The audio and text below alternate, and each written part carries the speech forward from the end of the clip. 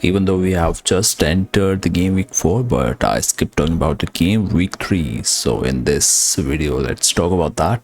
What happened in the Premier League game week 3, which started with the Chelsea playing Luton Town. It was their game coming from a defeat against West Ham, Chelsea's match, and turned out pretty good result for them.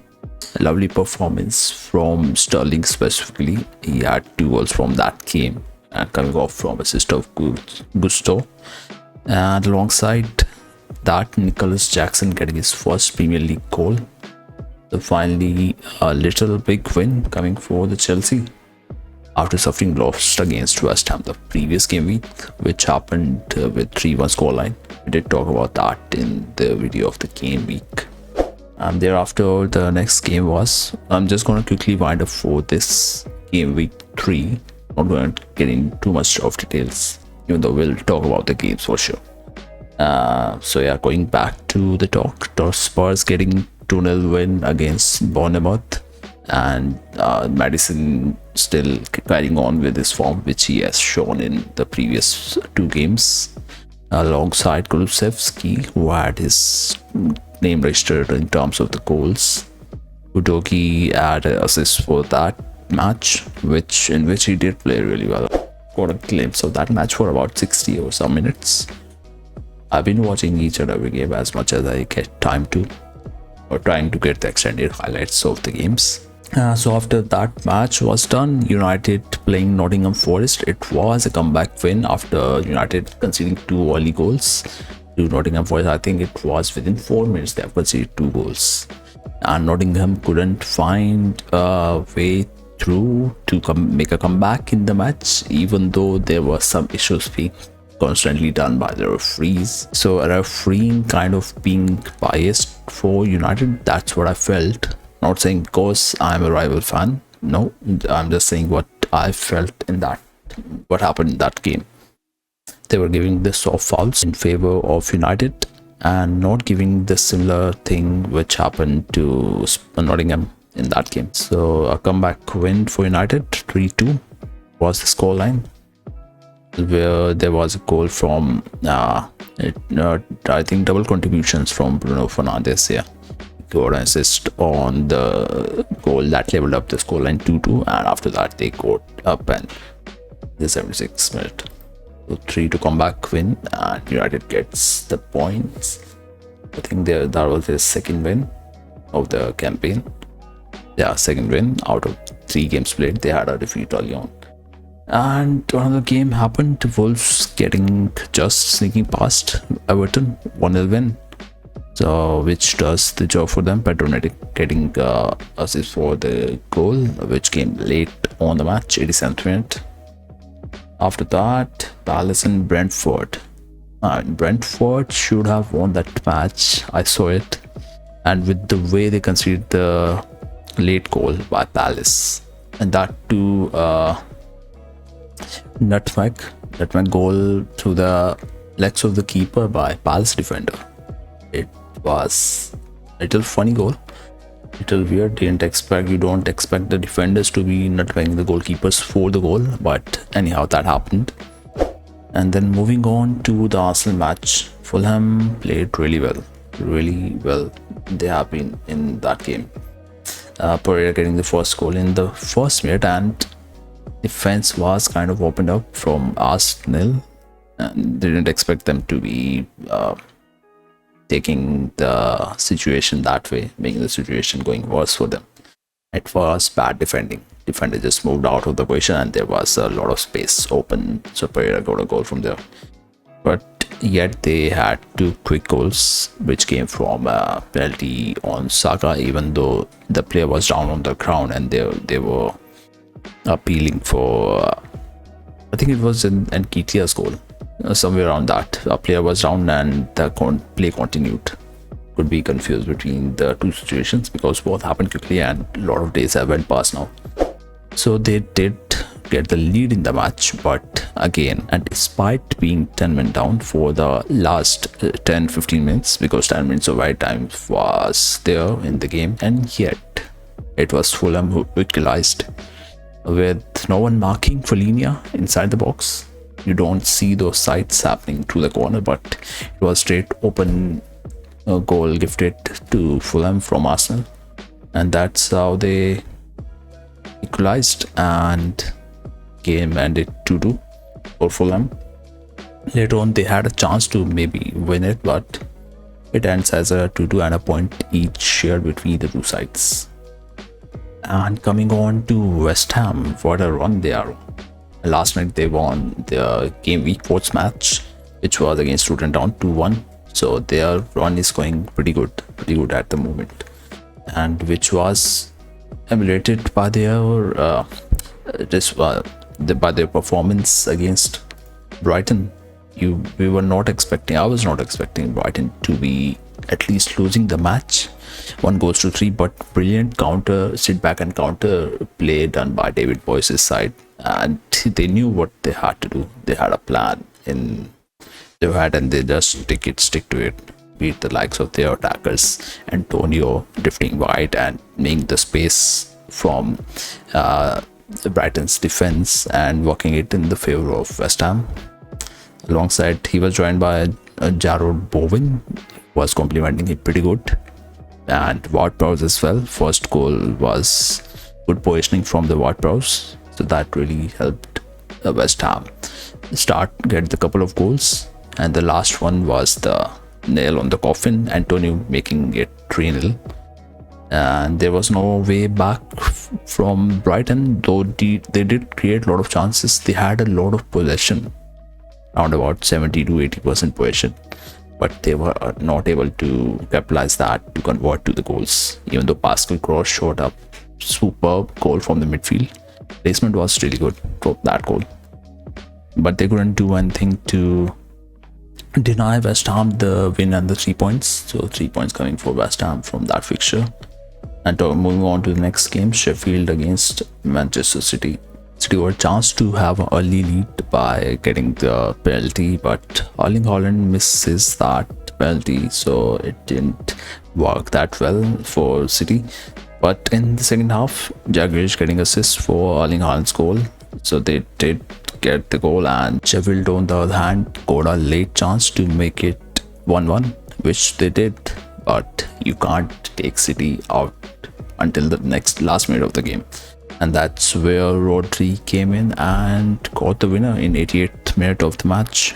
He made it 2-1. Phil Foden getting an assist, coming on as a substitute.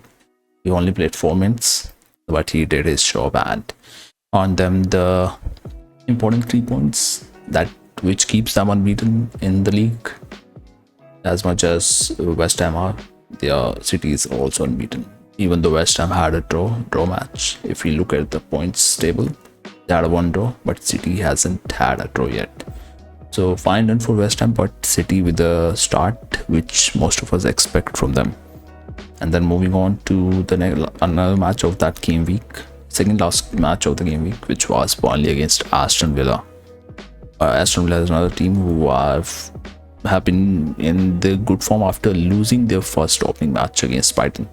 They haven't looked back, and even if you look at the league table, 2 wins and 1 loss which came against Brighton, they have been going steady with their gameplay. And the points, they are on 3 points in that game, alongside 3 goals which came, 2 goals from Matty Cash, the right back. And whereas Burnley on the other hand did get a goal in the second half, but Luca Digne combining with Diaby to make it 3-1. So 3 points and a win for Aston Villa before they enter the game week 4, where they will be traveling to Anfield to play Liverpool. So it's going to be an interesting fixture as well. And coming on to the last match, about which I made the video as well, Liverpool versus Newcastle. Incredible turnaround of the things. Despite Liverpool being 10 men down, they were able to find a result and defeat Newcastle while trailing 1 goal down and making it 2-1. Thanks for the super sub kind of performance from Darwin Núñez, 2 goals. He got the brace and helped his team get the 3 points with his 2 goals. So Liverpool stays unbeaten as well, 2 wins and a draw for them. And just last night, it's Luton losing 1-2 against West Ham. And West Ham just getting the job done, getting the important vital 3 points. But Zuma got a goal. James Ward-Prowse, keep an eye on him. He could be having a breakthrough season with West Ham since he got transferred here from Southampton. And let's talk about the upcoming game week, where there's one match going on currently. Everton leading against Sheffield, and Brentford will be hosting Bournemouth. That could be another good fixture to watch. And if you're a FPL enthusiast, you will be hoping the players be getting you the good points. After that, we have a match coming, which is Burnley to host Spurs. Should be, I believe, should be a win for Spurs in this one, by 2 goals or something. Another one interesting fixture would be Chelsea playing Nottingham Forest. Chelsea playing Nottingham Forest at home. With the way Sterling's been performing, and team is kind of finding right balance to their gameplay. Maybe narrow win would be out goal win, 3-1, 2-1, or 3-2, 2-1, somewhere around that. Chelsea could be winning this one. City, we expect City to win this against Fulham at their home, at City's home. After that, Brighton to host Newcastle. Will get into detail of this match, and United versus Arsenal later on. So we'll talk about what could be the outcome of this match. Other than that, Palace to play Wolves. Crystal Palace hosting Wolves could be a tight game. Can go as a draw as well. Would expect it to be 1-1 draw. That's how I think. And Liverpool hosting Aston Villa. Let's keep in mind Liverpool won't be playing with Konate and Van Dijk, so could be a tricky fixture for Liverpool. Even if they take a point from that could be a good outcome for them, I believe. While they miss their 2 important centre backs, that is Van Dijk and Konate. So let's see.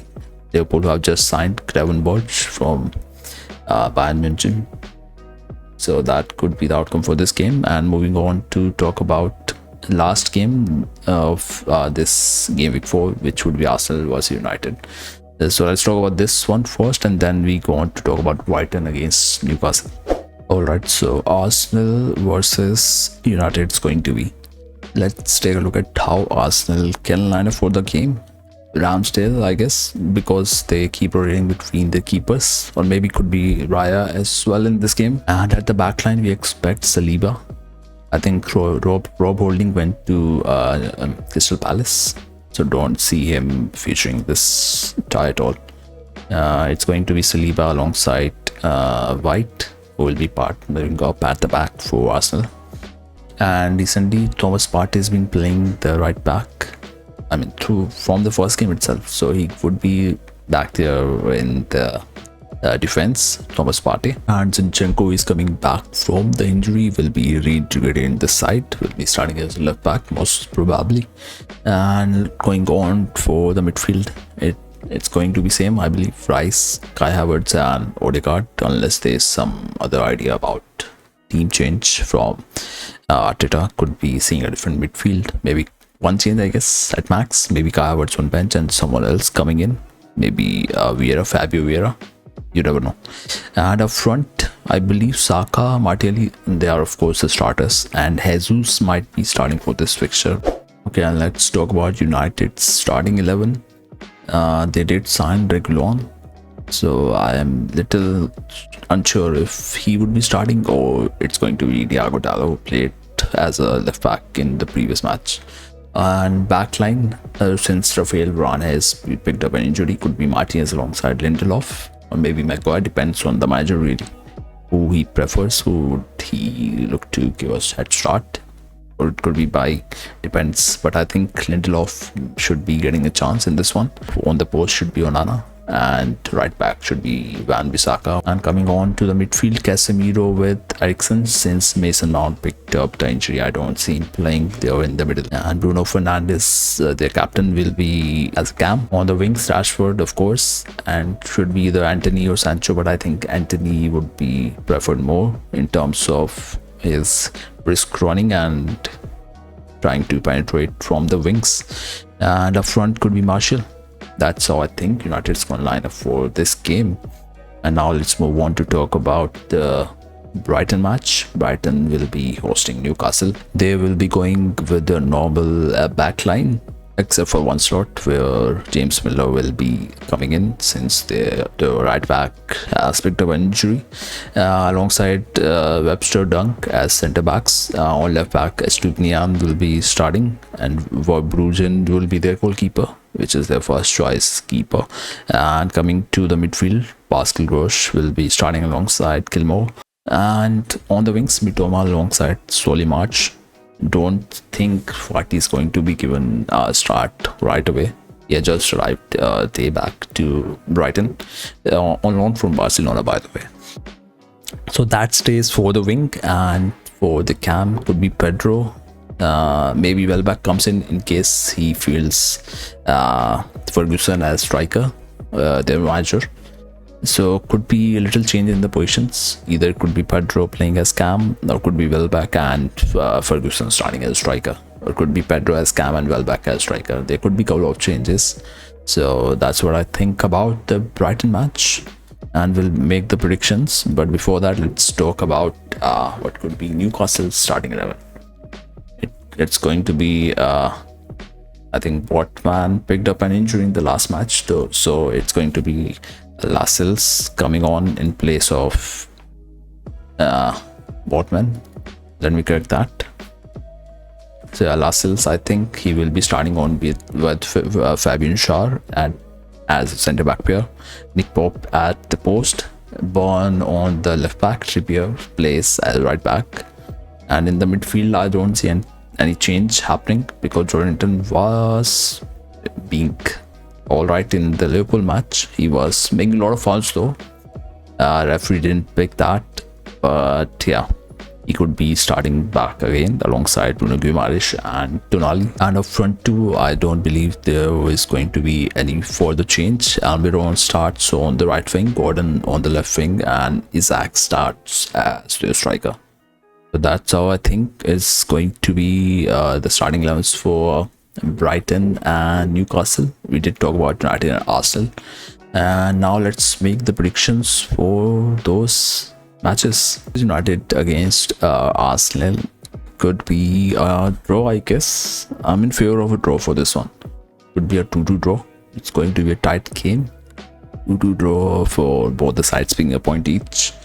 And in the Brighton versus Newcastle, I won't be surprised if Brighton wins it by 3-2, 3 goals to 2. Of course, it's going to be another tight game. Won't be easy for either of the two sides. And I believe Brighton must learn from what happened in their last game. They were trying, they weren't playing bad football. They were just unable to break the backline of West Ham, who were just sitting and playing on the counter, sit back and counter. So maybe they have an idea on how to break that. And Newcastle, who will be defending, I guess, better in this game. Last season they only had 5 defeats, and they are known to just grind a point from the game. They had 14 draws in the last Premier League season. So a bit of work to be done for Brighton in this game. So I guess that's all for the Premier League this week. We talked about what happened in the game week 3 and made predictions for the game week 4. Let's see how many of these predictions are going to be on point for the game week 4. What are your predictions? You can always let me know in the comments, and make sure to drop a like on the video and subscribe to the channel if you want to support it further.